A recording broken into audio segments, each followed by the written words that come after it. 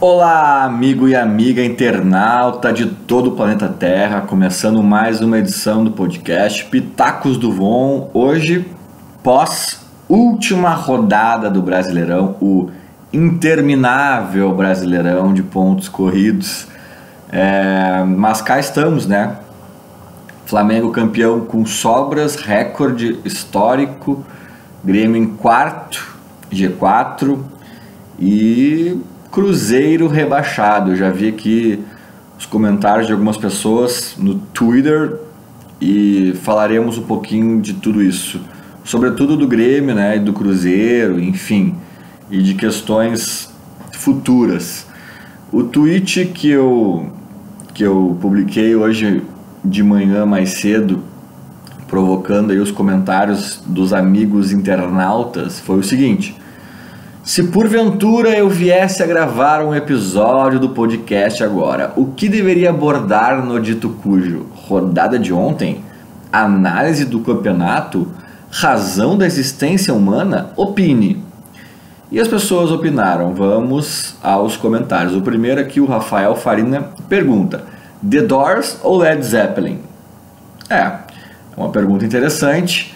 Eu confesso que eu não sou um grande fã de nenhum, mas, de modo geral, curto mais Led Zeppelin. Espero ter ajudado o amigo aí na sua pesquisa. Mas agora, hoje eu não vou iniciar. Geralmente eu fico cagando tese, né, e elaborando alguma teoria, alguns pitacos, né, furados durante alguns minutinhos iniciais, e depois eu entro nos comentários do twitter.com.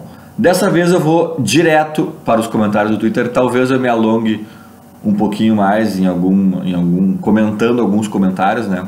Mas eu já dei uma olhada geral e vi que tem bastante assunto aí que é legal de abordar hoje.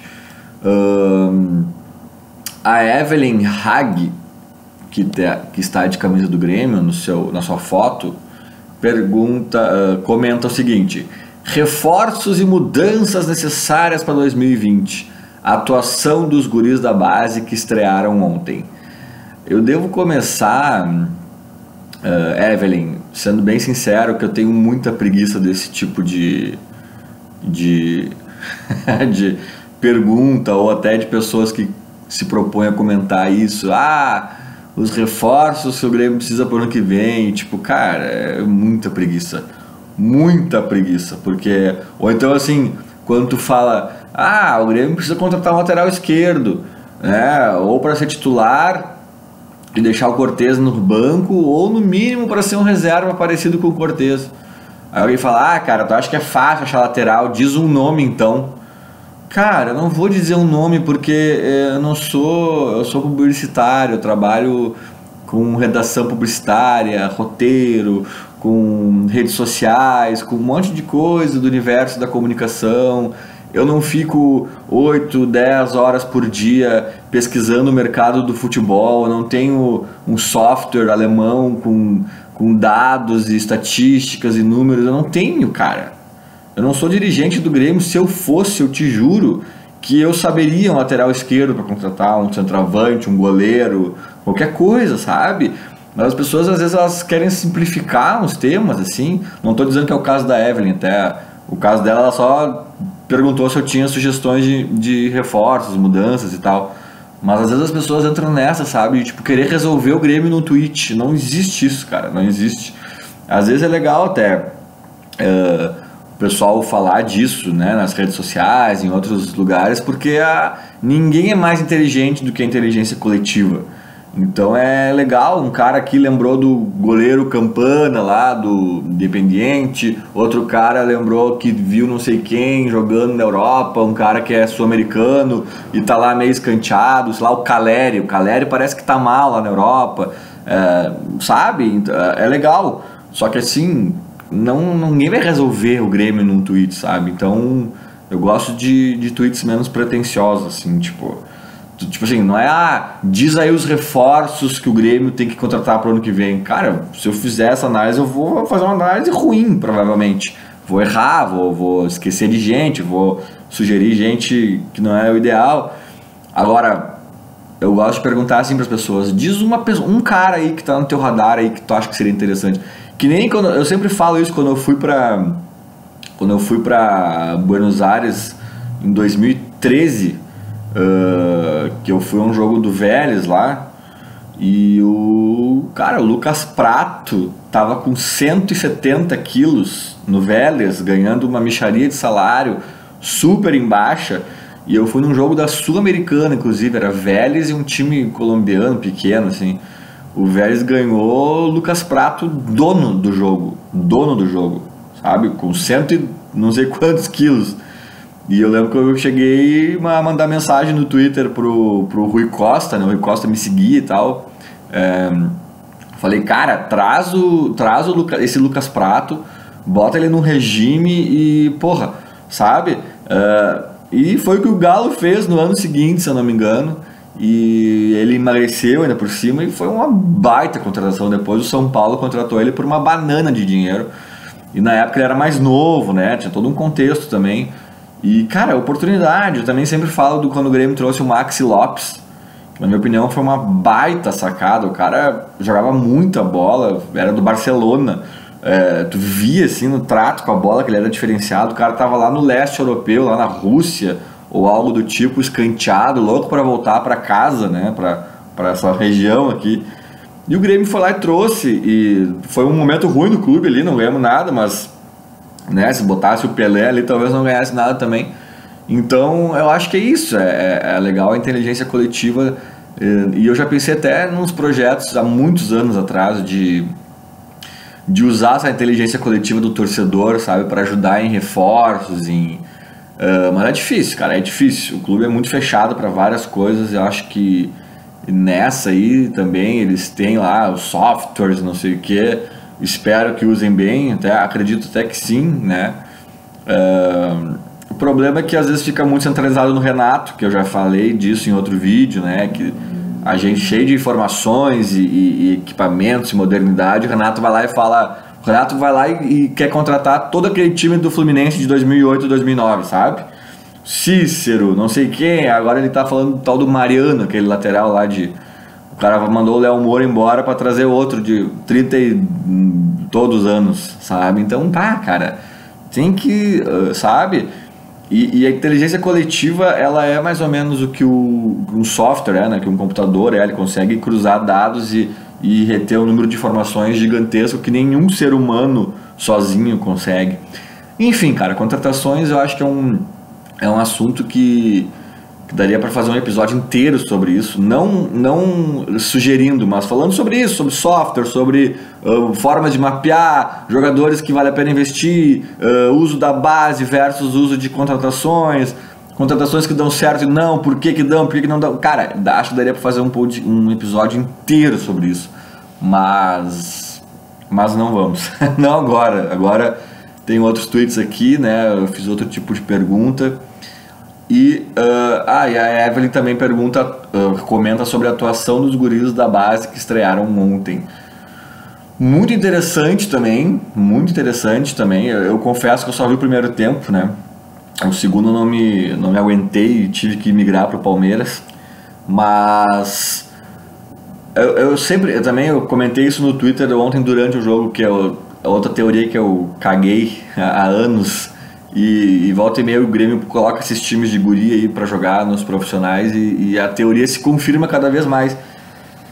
Que eu vou fazer até um contraponto na minha própria teoria, mas a minha teoria é a seguinte: eu acho que jogadores defensores, eles têm uma questão diferente de meio pra frente, assim, sabe? Porque quando o guri é muito novo, ele vai oscilar. Ele vai ratear, ele vai falhar com maior frequência, ele precisa ser lapidado, ele precisa amadurecer. E um exemplo disso, por exemplo mais recente, Pedro Rocha. Vocês lembram do Pedro Rocha, guri, começando a ser titular do Grêmio? Ele errava lances bizonhos, ele perdia gols inacreditáveis. E o Renato ali lapidando ele, até o próprio Everton, quando começava, tu já via talento ali, mas ele precisava amadurecer em alguns pontos também. Mas o Pedro Rocha é emblemático, porque ele errava lances assim, de tipo, tu dizia assim, cara, esse cara é profissional, sabe? Era surreal. E aí o Renato foi lapidando ele foi amadurecendo, foi entendendo, foi, né, pegando a manha e virou um belo jogador. O Pedro Rocha é um belo jogador hoje. Só que assim, ele podia chegar lá na frente e errar 7 gols feitos e acertar o 8º e ainda sai como herói do gol do título.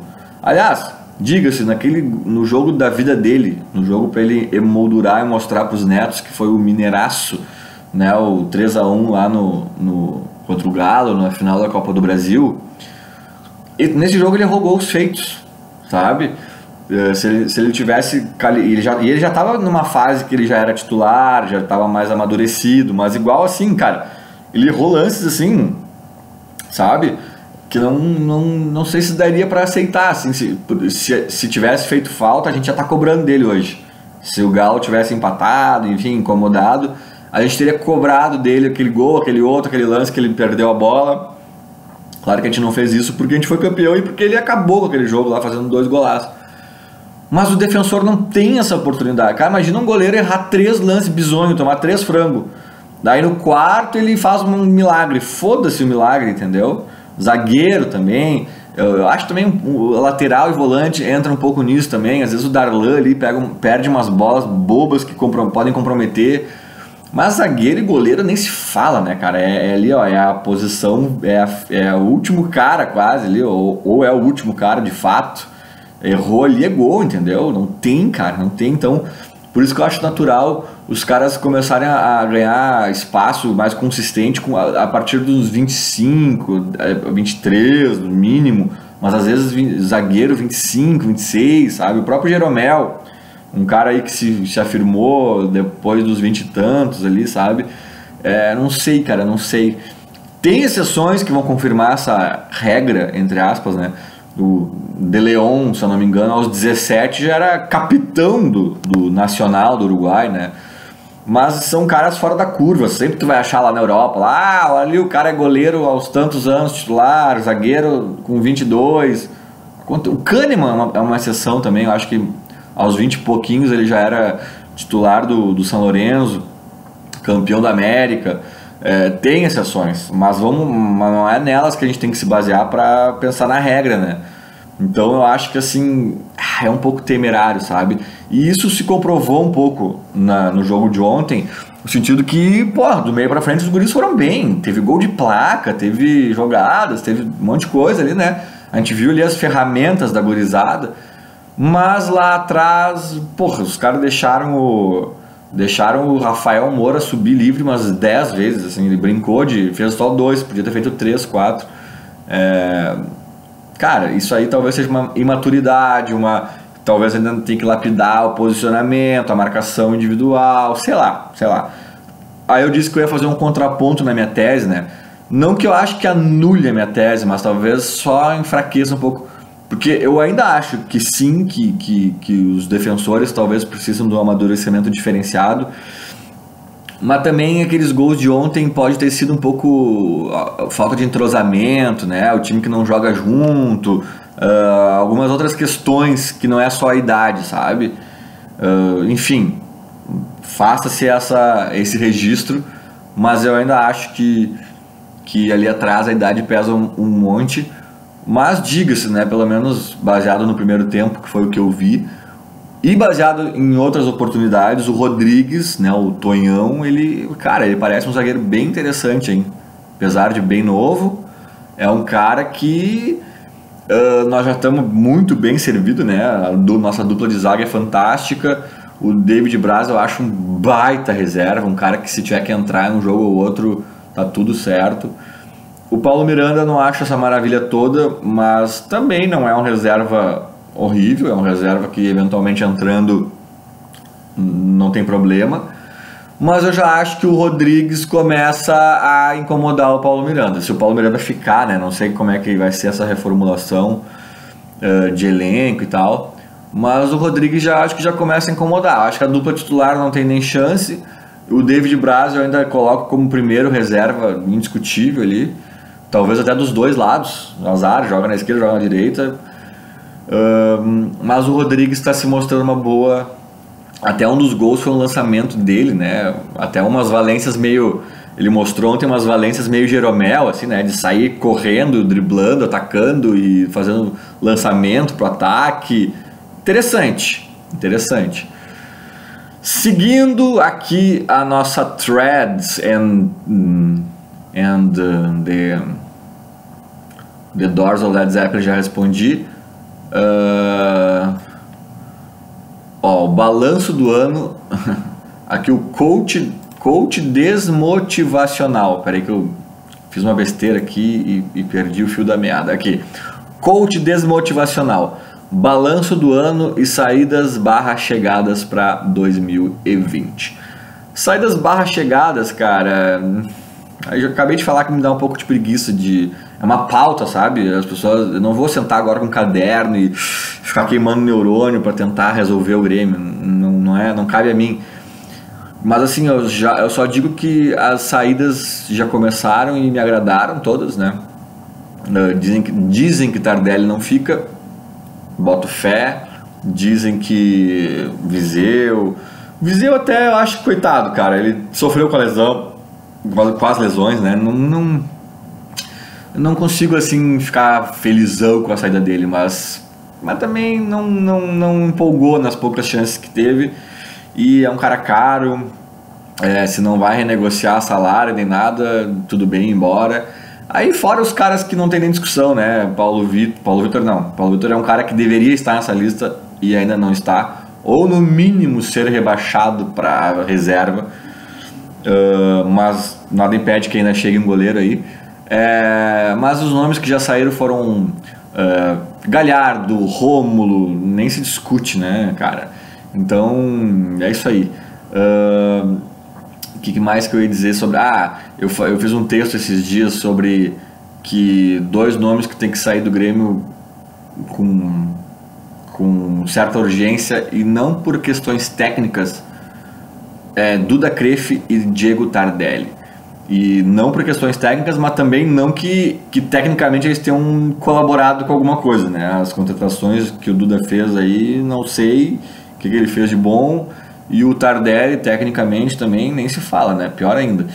Então, mas assim, os dois eu acho que tem que sair por questões anímicas, cara. O Tardelli é um cara indolente, um cara cansado, assim, sabe? Aí a hora ele quer ficar no Grêmio, aí dizem lá dentro, né, que a hora ele quer ficar no Grêmio, a hora ele quer sair, a hora tá desmotivado, a hora tá motivado, a hora não sabe mais o que quer. É muita inconstância emocional ali para quem ganha o que ganha e não responde nada em campo, sabe? E já com a idade que já tem, cara, assim, ó, se a gente tem contrato com ele, né? Eu acho que foi uma boa tentativa, mas assim, se conseguir repassar, vai, sabe? Esse clima dele, essa atmosfera dele, ela é um catalisador de bunda molice, foi o que eu falei no texto. Assim como o Duda Crefft, né? O Duda Crefft tem ambos, nada contra as pessoas. Não acho que ninguém tá fazendo nada pra sacanear o Grêmio, pra não sei o que, mas assim, cara, não rolou. O Duda Crefft desde sempre, com declarações horrorosas, assim, irritantes, que tu não acredita que o cara tá falando aquilo naquele momento, naquele contexto. O Grêmio insiste em deixar o cara falar. Isso é horrível pro clube, horrível pra ele, né? Tinha que blindar o próprio Duda das entrevistas. Aí nesse último ali, no jogo do Cruzeiro, aqui na Arena, ele deu entrevista no final do jogo e falou: e aí, Duda, alguém perguntou, né, tem a possibilidade de tu sair, deixar o cargo pro ano que vem? Dele: pode ser, eu não sei, mas eu vou falar melhor com o presidente depois do jogo contra o Goiás. Cara, tô falando de um cargo de diretor de futebol do Grêmio, de vice-presidente de futebol do Grêmio, cara. Tu tá falando de um cargo que tem uma honra surreal em exercê-lo. Tu tá falando de um cargo que tem uma responsabilidade gigante. Parece que alguém perguntou assim: e aí, Duda, tu vai comer massa ou churrasco domingo depois do jogo com o Goiás? Vai numa massinha? Não sei, pode ser, eu vou falar com o presidente depois do jogo e aí a gente vai ver. Cara, não é isso, cara, não é, olha só o tesão do cara, né, olha só como ele encara esse cargo, né, isso já demonstra muito como ele exerce, né, então assim, cara, não é esse clima, não é essa energia, não é essa falta de sangue no olho, nem de Tardelli, nem de Duda Kref, entendeu? Eu acho que mais por questões morais, assim, sabe? Isso catalisa uma bunda molice ali dentro que não faz bem ao clube de forma alguma. Precisa ter gente com mais energia, com a 9 e com a caneta, sabe? Enfim, fecha esse grande parênteses aí, mas eu achei importante lembrar. O Ávila fala o seguinte, para comentar algo sobre o desempenho dos nossos jovens, #EosGuri. Eu já falei um pouco ali em cima, né, mas tem potencial ali para ser lapidado, tem muito potencial, e aquilo ali, o melhor ainda é que o do meio para cima, para frente é o potencial que a gente tem mais chance de lapidar, e é o que a gente está menos bem servido no profissional, né, tipo, zagueiro, tem só o Rodrigues, volante, não sei se eles estão prontos ainda, não sei o que, cara, tudo bem, a gente tem a melhor dupla de zaga do Brasil, volante a gente dá um jeito, contrata, agora é difícil achar umas joias na frente, né, uns atacantes habilidosos, rápido, o cara que faz gol, e se tiver ele na base, cara, melhores reforços do ano. O Pedro Kronbauer diz o seguinte: rebaixamento do Cruzeiro, semelhanças com o rival e cuidados que devemos ter como torcedores para que o clube não corra o risco de seguir este caminho. O rebaixamento do Cruzeiro teve muita coisa em comum, né, semelhante com o do Inter. E uma coisa legal de dizer aqui sobre o comentário do Pedro, cuidados que deveremos ter, né, eu acho o grande cuidado, a grande lição, que é clichê, mas que os caras não entendem, é a soberba, né? É aquela ressaca de anos de títulos que a gente tem que cuidar muito, porque nós estamos vivendo, que o dirigente acha que tá tudo bem, que ele é muito foda, que ele sabe pra caralho, porque olha só o que ele já conquistou, que ele sabe mais que todo mundo, some um pouco aquela humildade de ouvir divergências e não sei o que. O clube às vezes entra eu não sei se é o caso do Cruzeiro, mas era o do Inter, e o Grêmio tá vivendo um pouco isso, que tem um lado positivo, mas pode ter um negativo, que é uma espécie de ausência de oposição momentânea, que tem um lado positivo, que, né, o ambiente político do clube não fica conturbado, e quando isso acontece é muito nocivo ao clube como um todo, mas inclusive ao futebol.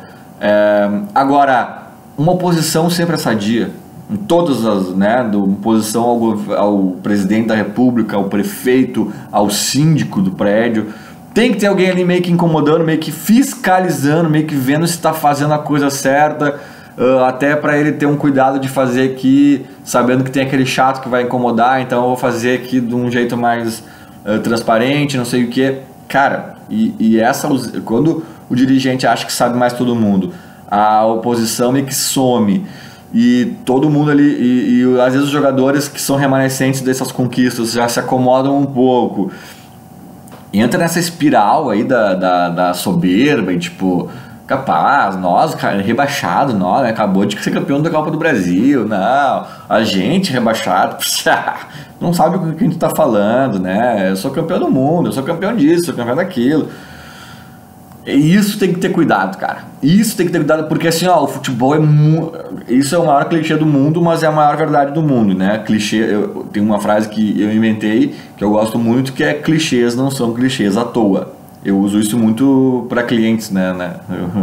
No meu trabalho de comunicação, conteúdos e etc. Às vezes eu uso um clichê para explicar o negócio, para exemplificar. E tipo, cara, tá usando clichêzinho, sim, mas às vezes o clichê não é clichê à toa, ele é um clichê porque cara, faz muito sentido, né? E essa soberba, essa como é que se diz,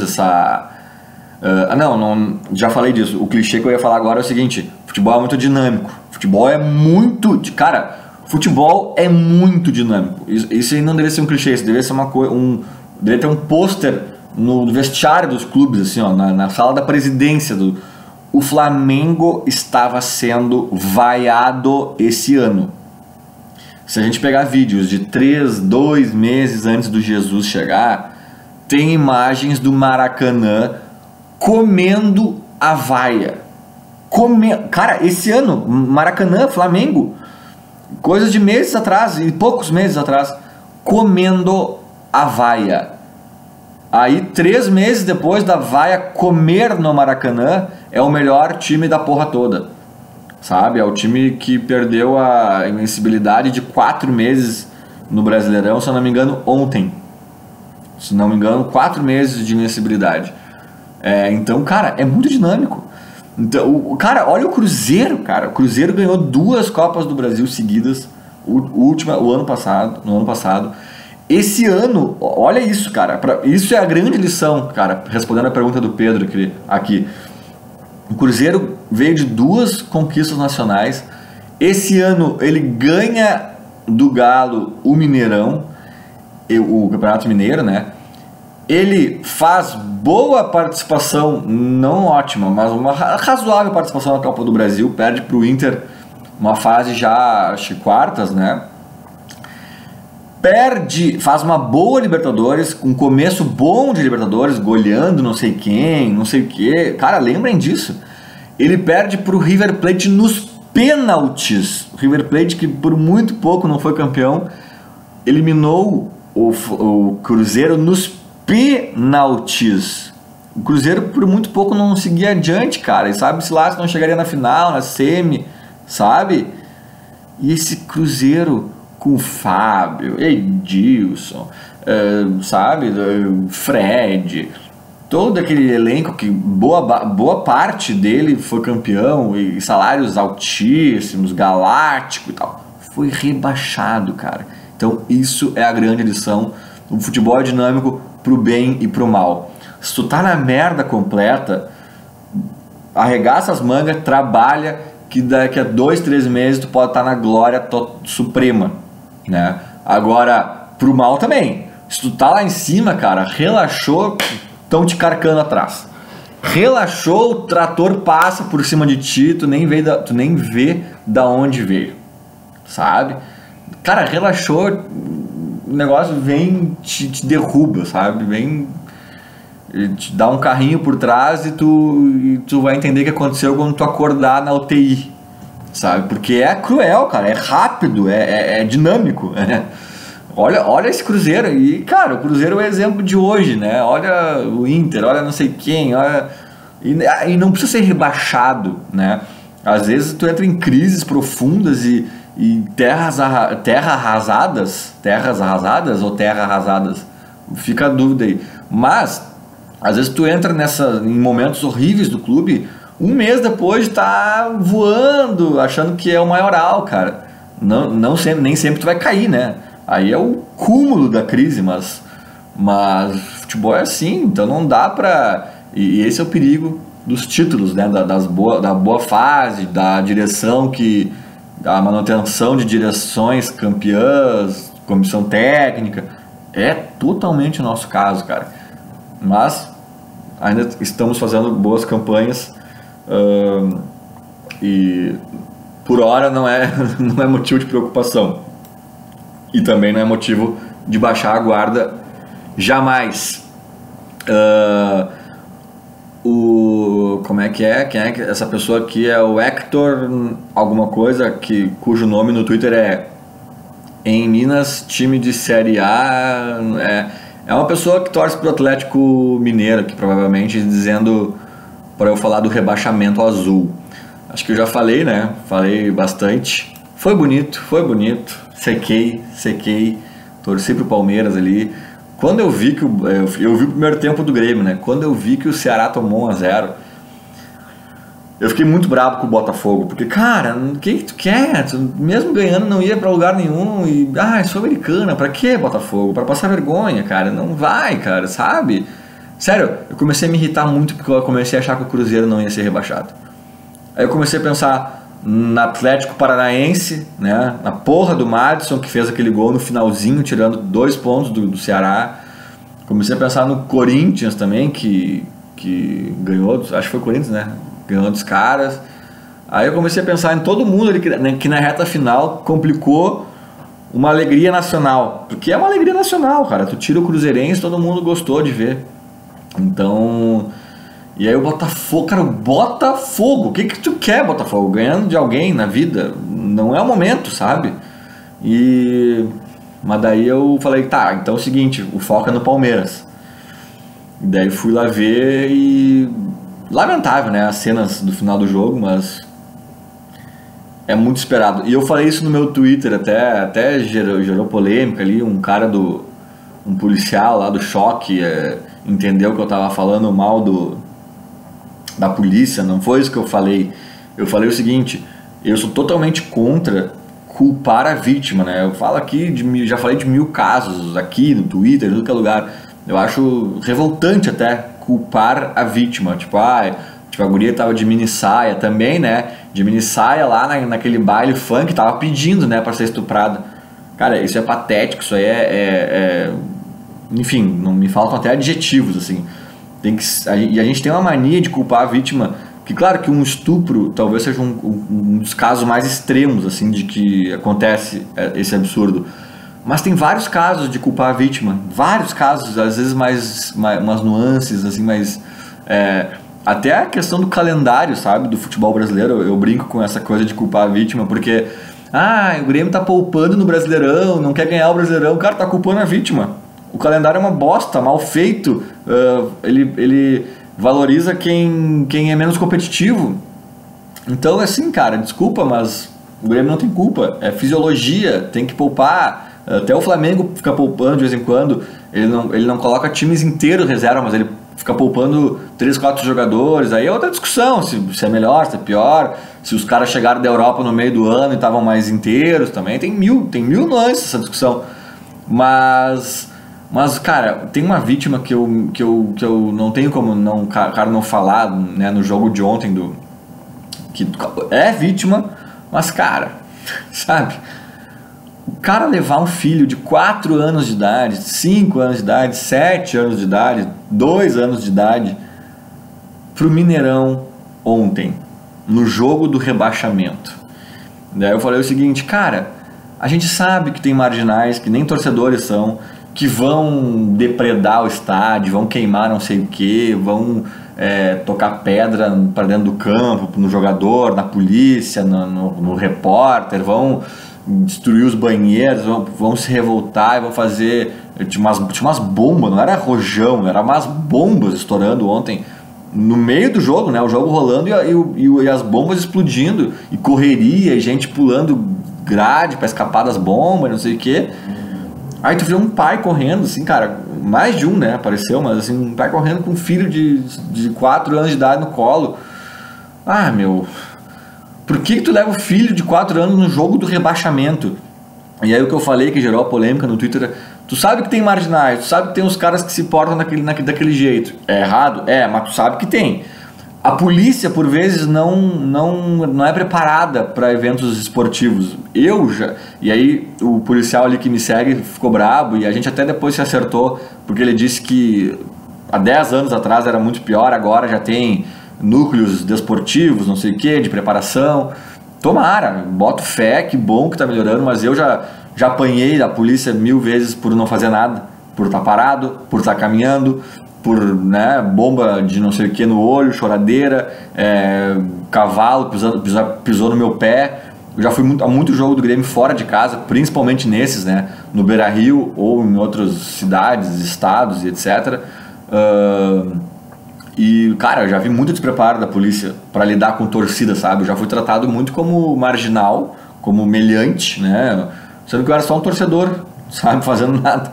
Enfim, isso gerou uma polêmica. Mas assim, a gente sabe que às vezes as ações da polícia nos estádios mais pioram a situação do que melhoram, né? Beleza, vamos supor que melhorou, tudo bem, não tira essa parte da polícia, mas mantém a parte que tu sabe que tem uns caras que vão fazer merda que vai ter correria, que vai ter bomba, que vai ter confusão, que vai ter a polícia reagindo, certa ou errada, vai estar reagindo, dando tiro nos caras, como deu ontem, fazendo sei lá mais o que.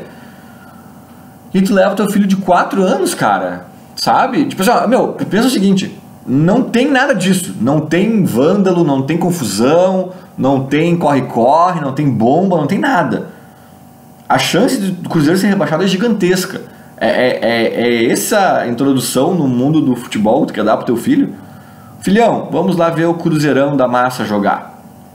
Rebaixado, vai ver uma galera chorando no estádio, vai ver vaia, vai ver os jogadores chorando. Cara, já não sei se é legal, sabe? Mas sabendo que pode dar confusão, cara. Sim, o pai e o filho são vítimas, eles deveriam poder assistir qualquer jogo do mundo. Eu sei, cara, mas tu sabe que o mundo não é assim ainda, no questão do futebol ali, que a gente tá falando de muita gente, é muito incontrolável, sabe? Cara, eu fico meio dividido porque eu acho detestável culpar a vítima, mas sei lá, meu, não leva teu filho de 4 anos no jogo do rebaixamento. Nenhum torcedor, nenhum time não faça isso, sabe? Ainda mais com a chance de rebaixamento sendo era mais de 90%.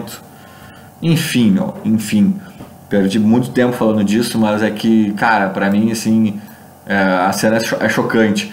E é claro que o errado ali é o marginal, é o vândalo, o cara que tá tocando bomba e quebrando tudo e causando corre-corre. É óbvio, mas é meio chovendo molhado tu falar do óbvio, né? O cara tá errado. Sério, meu? O cara tá errado tocar uma bomba e fazer... Nossa, interessante do ponto de vista. Não, cara, isso é o óbvio, né? Partindo desse princípio, tá, olha só, rapaz, vamos combinar que não é o jogo ideal pra bater o filho. Só isso. Não sei porque que eu falei disso aqui de novo, já causou polêmica no Twitter, mas eu sou assim, meu, eu sou um idiota. E eu gosto de ter gente idiota me incomodando e me xingando por coisas que eu disse e coisas que eu não disse. E no caso, esse policial, eu me esqueci o nome dele agora, que me falou, não tô dizendo que ele é idiota, né? Ele só ficou bravo porque eu falei do despreparo da polícia. E eu argumentei com ele, cara, eu já vi muito. E se negar isso, tu vai negar uma evolução, porque tem que evoluir, tem que melhorar.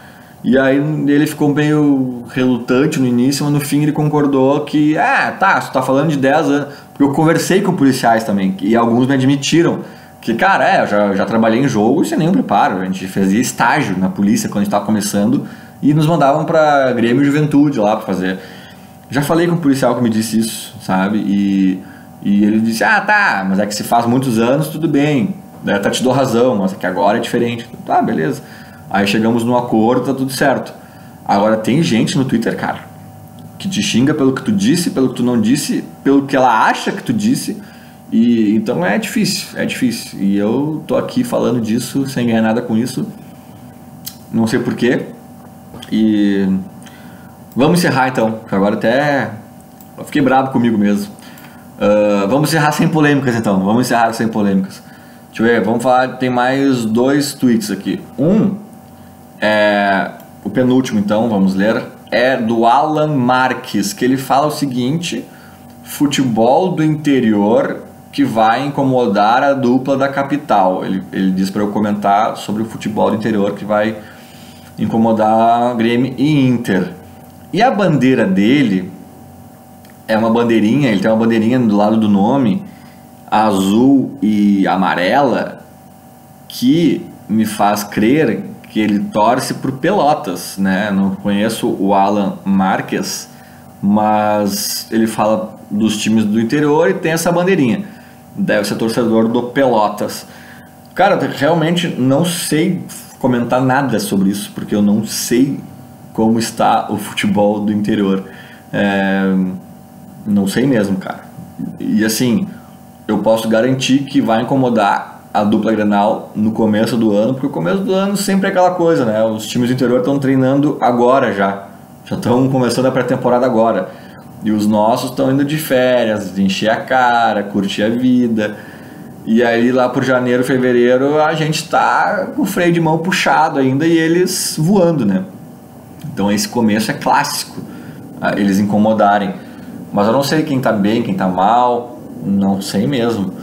O Brasil de Pelotas está na Série B, né? É um time que teoricamente também pode incomodar, mas ali o Alan Marques, pelo visto, é do Pelotas e tá empolgado. Talvez o time dele tenha montado uma barca interessante. E agora eu falei de um negócio aqui que eu vou entrar numa polêmica. Nossa, eu sou um idiota, mas também essa polêmica não é tão polêmica. Mas sempre que tá, eu vou falar mal, entre aspas, do nosso capitão, o Capita, que nem é mais capitão, né, o Michael, mas é o eterno Capita. Cara, eu não entendi direito essa história de ele ter que fazer uma cirurgia, né, pra melhorar lá o joelho, sei lá o que ele tem. Ele acordou com a direção, com o Grêmio lá, em fazer depois das férias, porque o Belezinha não quer fazer agora e ir para as férias operado. Sei lá o que ele vai fazer, se ele vai mergulhar em Cancún, se ele vai escalar uma montanha, se ele vai andar a cavalo, não sei o que ele quer fazer, que vai impedir. E eu até acho que tem que pensar nisso. Porra, o cara vai ter umas férias, eu não sei o quão debilitado ele fica depois dessa cirurgia também, né? Tem que ver. Se o cara não consegue caminhar, não tem que ficar de cama, não acho que não é o caso, até é dispensar. Mas, cara, eu não sei se eu gostei dessa história, cara. O cara vai chegar de férias, aí vai fazer a cirurgia, aí vai ficar bom quando? Em abril? E aí vai pegar ritmo em agosto, sabe? Tipo, isso se não se lesionar de novo no meio do caminho, um entorcezinho, uma distensão muscular. Com a idade que o Michael tem, cara, assim, ó, beleza, façam o que quiserem. Talvez o que poderia ser feito também é assim, ó, deixa o Michael curtir 90% das férias dele, 80%, 60%, e alguns dias finais das férias já faz a cirurgia, cara, sabe? Vamos conciliar os dois mundos, curte as tuas férias aí, mas volta uns dias antes aí e vamos fazer essa cirurgia, sei lá. Agora, é foda, né? O clube pagando o salário do cara, que não é barato, pro cara curtir as férias, depois ele volta, vai fazer a cirurgia, daí ele fica mais meses fora. Não sei se eu gostei, cara, mas eu confesso que eu tenho pouca informação, não sei o quão debilitado ele fica, porque também o cara precisa de férias, né, meu? Precisa descansar, precisa aproveitar as férias, o cara é um ser humano, assim, não adianta ele ficar 3 anos de envolvido no futebol e não adianta, né? Tem que, pra render também, ele precisa ter mas, cara, eu, com as informações prévias que eu tenho, eu não sei se eu gostei, sinceramente. E digo mais, beleza, façam o que acharem melhor, né? Vocês têm aí vocês, Grêmio, têm as melhores condições de avaliar, né? Todas as nuances aí do caso. Mas a minha opinião é a seguinte, cara, não contem com o Maicon para 2020. Eu já estaria inclinado a pensar nisso, mesmo sem cirurgia. Não existe cirurgia, o Maicon tá com o joelho bom. Mas, velho, olha a idade dele, né? A gente sabe do biotipo dele também, que não é um Léo Moura, assim, não é um Zé Roberto. O cara é mais pesado e tal, mais lento. Volta e meia se machuca, não é também um cara que não quebra nunca. Cara, beleza, o Michael quando entra, muitas vezes ajeita o time, tem um passe, tem isso, tem aquilo, mas não dá pra se fiar mais no Michael, velho. Considerem 2017, já vai fazer 3 anos, em 2020 nós vamos estar há 3 anos de 2017, e a gente foi campeão da América com o Michael bancando. Então assim, eu acho que é hora de pensar no Michael como uma cereja do bolo, uma bela cereja. O cara que tiver que entrar para mudar um jogo, vai entrar e vai mudar o jogo. Mas assim, cara, ele não tem mais fôlego, ele não tem mais perna para jogar tantos jogos. Ele tem essa questão da cirurgia, vai entrar em ritmo de jogo, sabe-se lá que mês.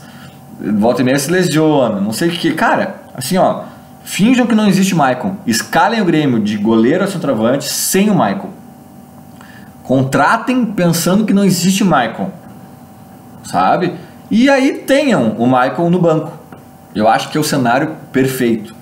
Se tiver que jogar e o titular numa semifinal de Libertadores, jogo decisivo, não sei o que lá, ótimo. Porra, entrou o Michael aqui porque a gente pensou numa estratégia para esse jogo que o Michael é titular. Excelente. Agora, não dá para ter Michael. Enfim. E pra fechar, eu vi alguém falando um negócio também que eu não entendi, deixa eu ver, talvez eu leia mais comentários aqui, vamos ver. É porque as pessoas mandam uns comentários que eu vejo na hora que elas mandam, e depois que eu clico no tweet não aparece, cara. Eu não entendo o Brasil. O Brasil tá... Esse país aqui, o Twitter não é mais o mesmo. Olha só, eu abro aqui a thread e só aparecem alguns. Aí eu tô vendo aqui nas minhas menções, tem outros, ó. Pedro Rocha aceitar ganhar menos no Cruzeiro do que pediu ao Grêmio e ser rebaixado. Eu não sei se o Pedro Rocha aceitou. O Pedro Rocha ganhava uma babilônia de dinheiro lá, né, cara? O Grêmio não quis ele. O Grêmio não quis ele porque era muito caro. É bom jogador. Até, inclusive, se quisesse baixar bastante a pedida, eu acharia uma boa pro ano que vem. Sobretudo se sair o Everton, né? Mas, cara, tudo bem. Ele deu prioridade ao Grêmio. O Grêmio não quis, ele foi pra outro clube. Eu não tem esse ranço com o cara, sabe? E aí o Mário Guilherme disse: por que jogadores reservas não jogaram ontem? Paulo Miranda só recebeu salário o ano inteiro. Júlio César é a mesma coisa. Já que é pra não jogar, me contrata, Grêmio. Eu também pensei nisso, mas é que eles estavam ali com um grupo profissional, né? Acho que todo mundo ganhou férias e eles quiseram fazer um jogo dos guris. Achei válido, cara, achei válido. Pra ver a gurizada como um todo ali. Tinha um que outro mais experiente ali, o Capixaba, o Rodrigues, né, o PP, os caras que já jogaram bastante com os profissionais, mas acho que a questão ali era fazer um time sub-23, sabe, uma coisa assim. E, eu até gostei da ideia, cara. Não tem por que botar o Paulo Miranda ontem. Foda-se o Paulo Miranda, a gente já sabe exatamente quem é o Paulo Miranda, sabe? Se vai querer ele ou não no que vem, é só definir. A gente já sabe quem é ele, o que ele pode colaborar. O jogo de ontem não valia nada. Cara, alguém falou alguma coisa também. O André, isso que eu queria falar. O Grêmio comenta sobre o Grêmio deixar de lado o Brasileirão e por consequência ter a 13ª média de público e vencer 8 de 11 partidas após a eliminação, jogando quarta e domingo. Isso aqui é interessante, né? O Grêmio jogou quarta e domingo depois de perder para o Flamengo com titulares e às vezes, claro, um tava fora por suspensão, outro sentiu um negocinho, mas daí era um revezamento mais à la Flamengo, assim. E mesmo assim, bem pouco, né? O Grêmio, via de regra, foi de titular. Quase completo todos os jogos. E venceu 8 das 11 partidas. Interessante, hein? Interessante. Realmente, se o Grêmio focar no Brasileirão, sai caldo aí nesse... Mas, cara, não tem como, cara. Imagina Grêmio e Palmeiras, semifinal de Copa Brasil, Grêmio e Boca, semifinal de Libertadores. Aí 3 dias antes tu vai com força máxima contra o CSA. Vai se fuder, velho. Não existe isso, cara. Não existe isso. Não tem, essa discussão não existe. A única discussão possível é mudem o calendário. É a única. É a única. Não é a única. Na verdade a outra é fazer o que o Jorge Jesus fez. Ainda que com um time quase metade europeu, né, que a temporada começou em agosto, ainda assim, os 2 laterais, o Pablo Mari, o Gerson, enfim, mas ainda assim, cara, ele poupava. Mas beleza, talvez seja uma discussão. Quem sabe tira 3 desse jogo, tira 3 do outro, tira 2 desse. Agora, é que nos jogos de Copa não tem como poupar, né? Aí é o time titular, né? E quando tem Copa do Brasil e Libertadores, por si só já tem bastante jogo de Copa. Aí tu vai botar de novo o Jeromel lá pra pegar o Goiás. Cara, é temerário, é um assunto muito delicado.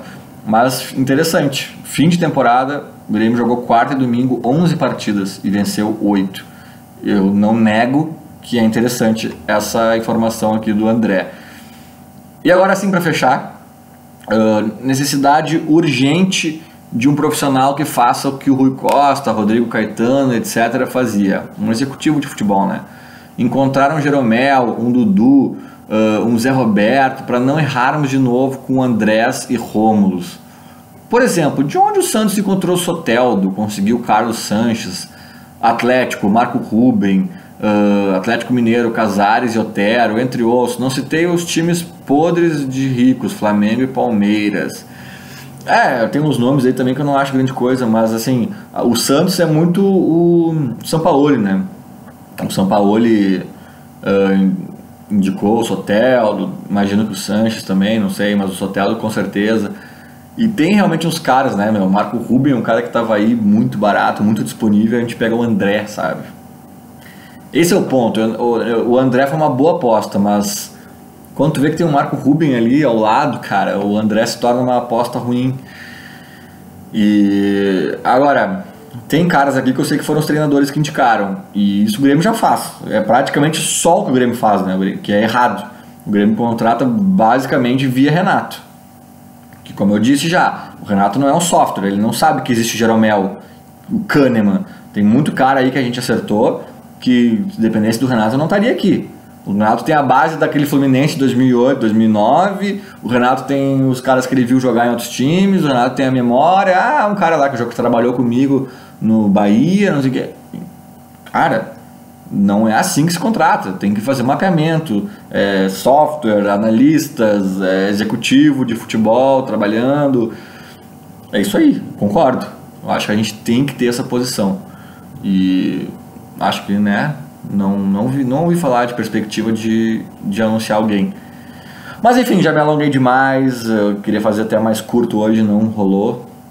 Fracassei miseravelmente. E é isso. Eu vou fazer pelo menos mais um esse ano, mais um episódio. Mas esse foi de encerramento do Brasileirão. Feito, gente. Valeu todo mundo aí que ouviu. Mandem críticas, sugestões, xingamentos. Azar, me xinguem. É do jogo. Twitter @LucasVon, Instagram @Lucas_Von. E é isso aí, vamos que vamos. Hasta la vista, falou, abraço.